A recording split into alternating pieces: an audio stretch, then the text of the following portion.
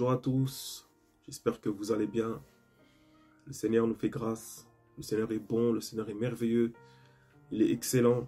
Nous voulons le remercier pour sa grâce, nous voulons le remercier pour sa faveur, pour le souffle de vie qu'il a renouvelé.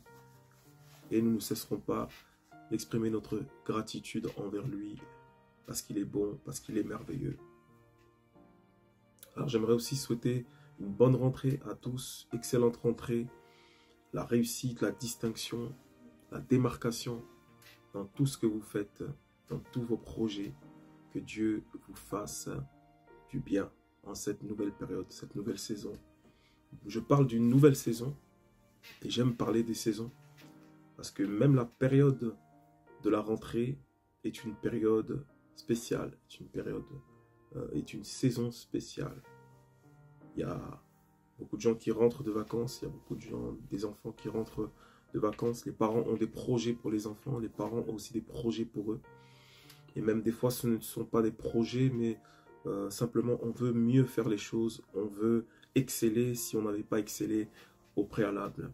Alors sachez que si vous êtes dans cette position, c'est possible. Dieu le veut également, mais cela ne dépend pas seulement de Dieu, cela dépend aussi de notre volonté. Parce que Dieu a des projets de bonheur.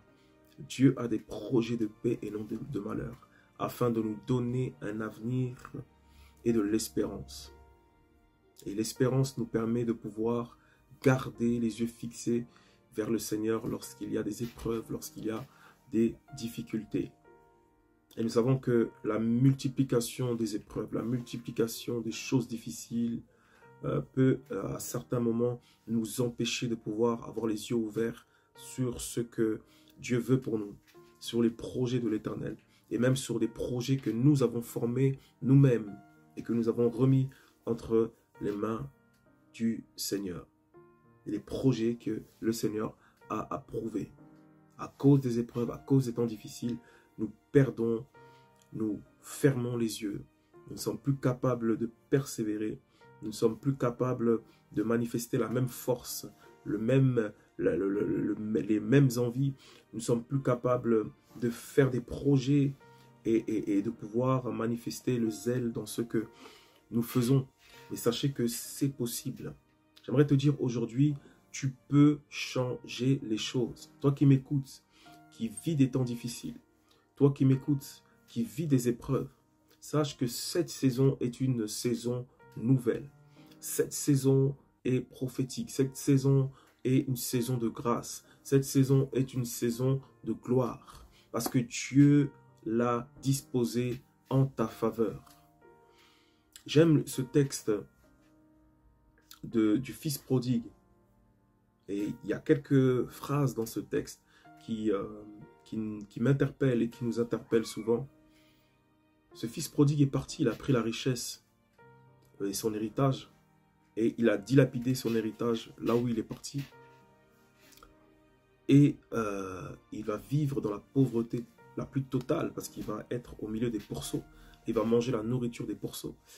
Alors, dans cette difficulté, dans cette épreuve, on comprendra que l'épreuve dans laquelle se retrouvait le fils prodigue n'était pas provoquée par Dieu.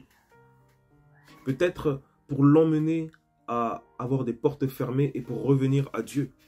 Mais ce n'est pas Dieu qui a provoqué ce problème. C'est la désobéissance, c'est la rébellion de ce fils prodigue qui l'a poussé à dilapider son argent et se retrouver dans une situation difficile, même si peut-être Dieu l'a permis.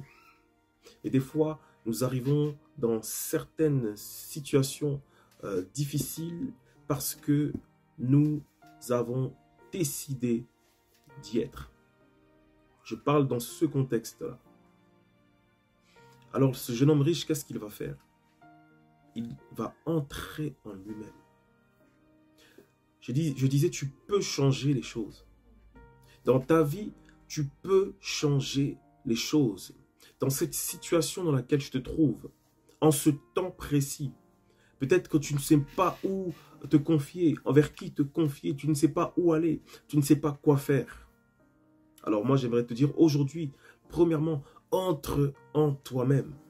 C'est-à-dire, laisse aussi ta conscience te parler. Parce que nous avons une conscience. Dieu nous a donné une conscience. Nous savons distinguer le bien et le mal. Nous savons que à ce moment-là, nous avons été rebelles. Nous n'avons pas pris la décision qui était la bonne. Ils ont pris la mauvaise décision. Alors, entre en toi-même. Laisse ta conscience te parler. Baisse les armes afin que Dieu puisse te conduire. Et lorsque ce jeune homme entre en lui-même, il va constater. Il va commencer à réfléchir. Il va se dire en lui-même certaines choses. Il va se dire qu'il était mieux lorsqu'il était avec son père. Il va prendre des décisions. Et lorsqu'il aura pris des décisions, il va faire un projet. Il va faire un plan. Je retournerai dans la maison de mon père. Je prendrai la place d'un serviteur. Alors aujourd'hui, tu es capable de changer les choses. Si tu entres en toi-même, tu laisses ta conscience te parler et tu laisses le Saint-Esprit te parler et te conduire. Et ainsi, en cette saison, tu réussiras. Que Dieu vous bénisse.